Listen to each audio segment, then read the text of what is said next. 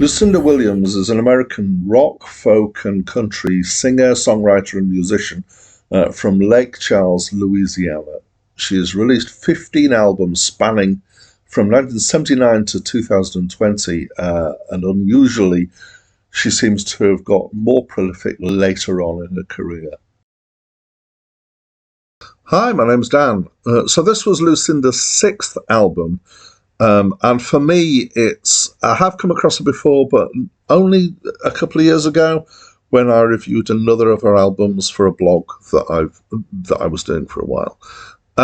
So I would describe this album as being country rock, or maybe that kind of catch-all term, Americana.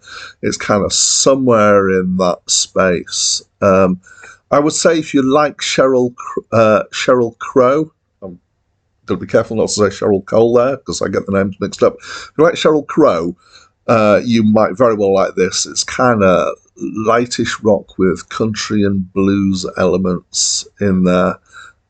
She's got quite a nice voice, although she uses it in quite a few different ways. Often she's sounding quite kind of croaky, as if she's feeling kind of broken and emotional, and there's some quite emotional stuff going on here. So I'd say kind of anything from a kind of hoarse whisper upwards when she sings. There's one song where she's got a really nice tremolo on her voice, which is unusual. Most people, if they're ornamenting their voice, use a vibrato, which means the pitch goes up and down. And she had a tremolo, which means that it just gets louder and quieter very quickly. The one person who's consistently throughout his career I know of who's tremolo rather than vibrato is Cliff Richard. That's beside the by. There's some pretty nice songwriting here. I quite like most of the songs. Some of the songs, the arrangement, the recording is really nice. It's kind of got a nice kind of vibe to it, I think. There's one track, Out of Touch, which has got some really nice solo guitar on it.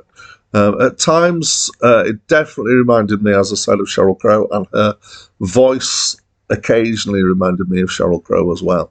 But there was that one track reminded me a bit of a kind of a 1970s Eric Clapton track. Overall, I enjoyed it. The first few songs are reasonable, and I think towards the end of the album it gets even better.